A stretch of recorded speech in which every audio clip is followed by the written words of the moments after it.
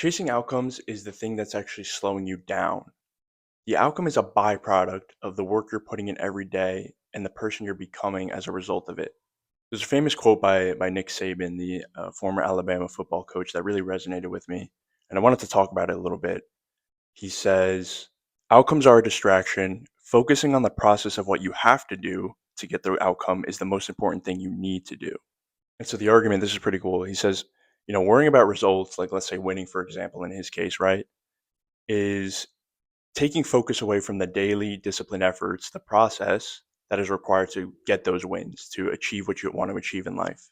And so it makes sense, right? But why do we think the way we think and are so fixated on the outcome of something, right? I think the biggest challenge, and it's almost like a trap, is that we think about whether or not things are worth our time and our effort, right?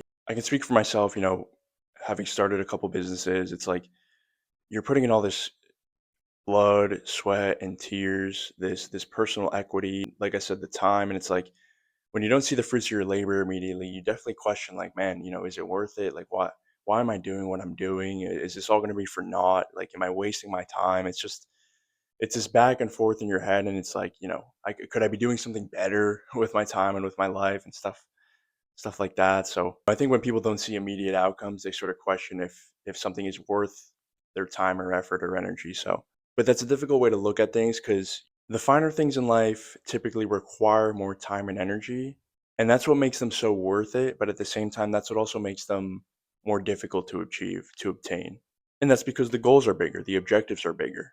That's why it's difficult for a majority of people to really kind of sit through that discomfort and that kind of trough of time, effort, energy when you're trying to reach your goals before you kind of, go on the upswing. So I mentioned this in a previous video, but you need to ask yourself, how long am I willing to wait before I see the fruits of my labor, right? It's like gardening and planting a seed and expecting the tree to grow tomorrow. And you're sitting there waiting for it to grow, wondering why it hasn't grown. And you're wondering if your efforts are for naught. It just doesn't work that way.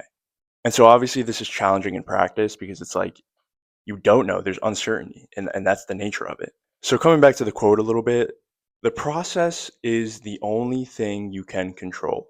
You can't control other people. I can't control whether or not this video goes viral. I can't control the prospects to say yes or no to me.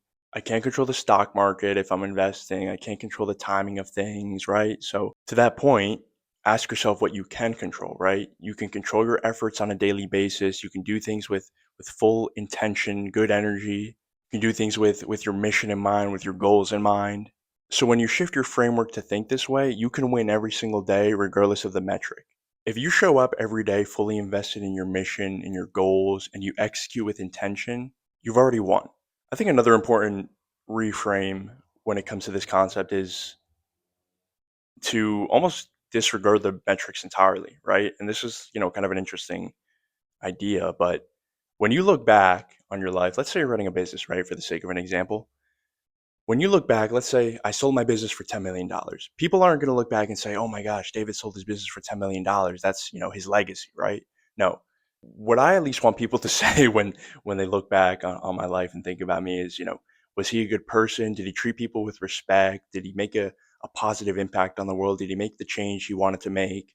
Did he reach people with his YouTube videos, with his mission, things of that nature? That's what I want people to remember me about. So when you think about that and you really ask yourself why you're doing what you're doing, you realize those metrics don't really mean as much as you might think they mean.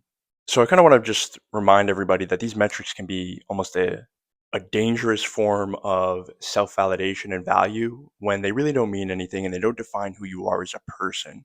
So my biggest thing, and this is kind of, I guess, a call to action in its own, is to just show up every day.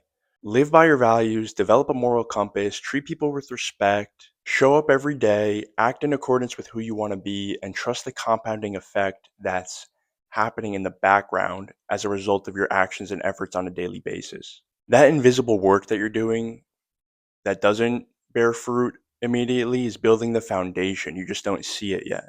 So the biggest questions you should ask are, did I show up today with full intention and integrity? And am I acting like the person I want to become ultimately? And if you stack these wins on a daily basis, like I said, the outcome is going to be a byproduct. It's going to happen naturally. And you'll get to the point where if you do a good enough job of reframing your mindset around it, It'll happen and you might not even realize it. It'll just happen by association to the things you're doing. And you're like, you wake up one day and you're like, holy, I just did that. And that was the big goal the whole time. And, I was so focused on the process that, it just came naturally. And you barely even realize it. And that's the most beautiful thing, right? And one more thing, more often than not, when you do achieve those metrics and goals, they're really not as like fulfilling as you might think they are. Especially if you're focused on the process becomes the journey. The process is the destination, right? We're always growing. We're never a final product as humans, right?